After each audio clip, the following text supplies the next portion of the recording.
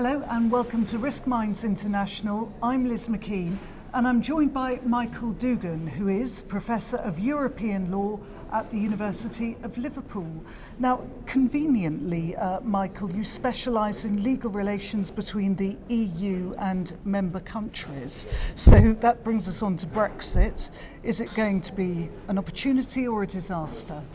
I doubt it's going to be either one of those two extremes. I think it's probably worth saying that the general consensus of opinion in the field that I work in, which is European law, it's a very large discipline. It covers all of the countries of the EU and many countries beyond, of course. The general sense is that this is probably one of the worst self-inflicted wounds that any country has inflicted upon itself since the Second World War. When you say general sense, amongst whom? Amongst the people who work in the field of European law, so academic lawyers and the cognate disciplines around academic European law. And I suppose that feeling might well be shared by certain political actors. It will be hotly disputed by others.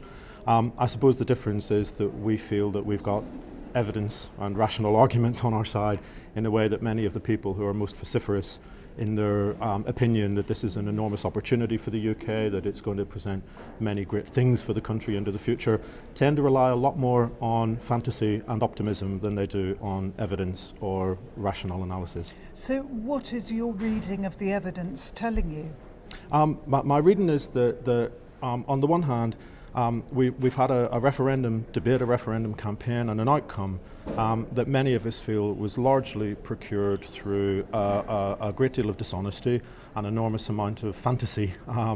And the problem is that doesn't go away just because you've won your referendum campaign.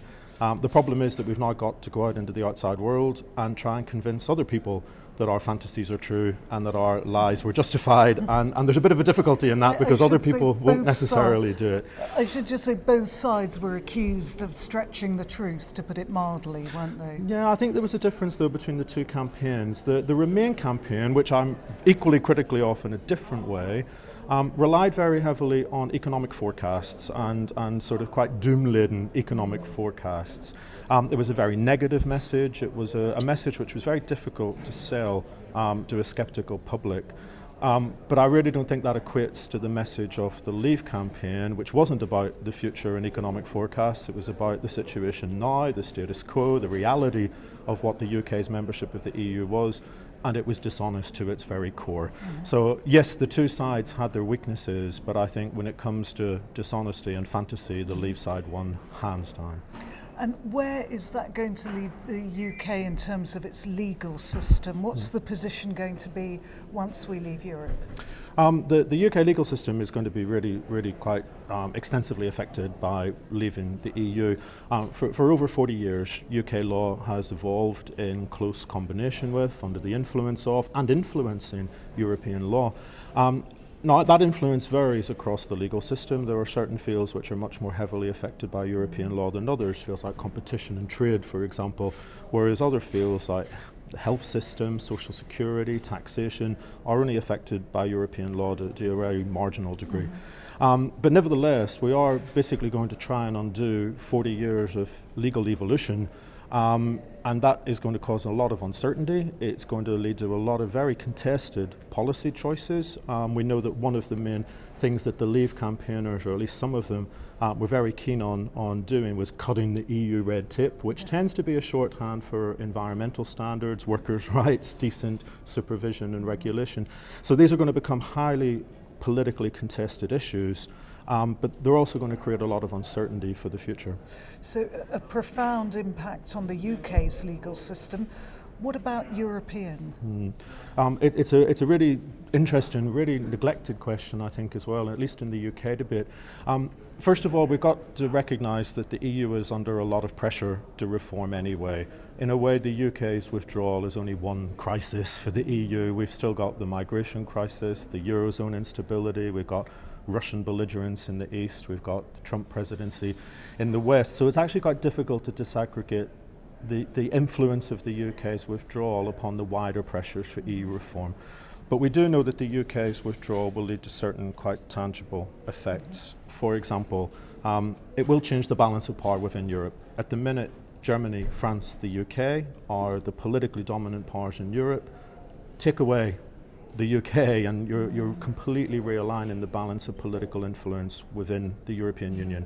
And that means that there's a whole host of countries that naturally look to the UK for their leadership, countries like Ireland, the Netherlands, Denmark, Sweden, that are suddenly going to find themselves bereft of that natural leadership, and they'll also have to realign themselves politically within the system. Also, we can anticipate that the UK's withdrawal might affect how EU policymaking operates in quite particular fields. The UK has always had a very strong influence on the single market, on external trade relations, on defence cooperation. We have no real idea how those policies might evolve, again, once you take the UK out of the equation. So we know that the EU is going to change. We know that we'll be contributing to that change by our removal from the system, but it's very difficult to anticipate how those changes might evolve. And Michael, you've hinted at some of the bad blood of the UK referendum campaign. How is that going to play out in terms of the future of the UK's relationship with its European partners? I think the main danger at the minute is that the UK doesn't appear to have a coherent national policy. It's not surprising because there was no real political debate at the time of the referendum about what we wanted as an alternative to EU membership. The Leave campaign sent very different and contradictory messages to different constituencies of voter. And of course we had virtually no preparations for this and only a very limited bureaucratic and diplomatic capacity to deal with the consequences either. So at the moment my main worry is that we don't have a clear national policy and it's going to be very difficult to formulate one, and a lot of that void is essentially being filled by ideology. A lot of fantasising about what the single market is and what it isn't, a lot of fantasising about what the UK's negotiating position is and what it should be. And so I think we're going to enter these negotiations and lots of people I think are going to feel very disappointed because they'll have been promised things which simply can't be delivered. We keep hearing the phrase, we're going to have our cake and eat it, and the real world does not work like that. Michael, thanks very much indeed, and obviously this is the issue, the topic that's dominating the conference, so thanks very much for sharing your thoughts.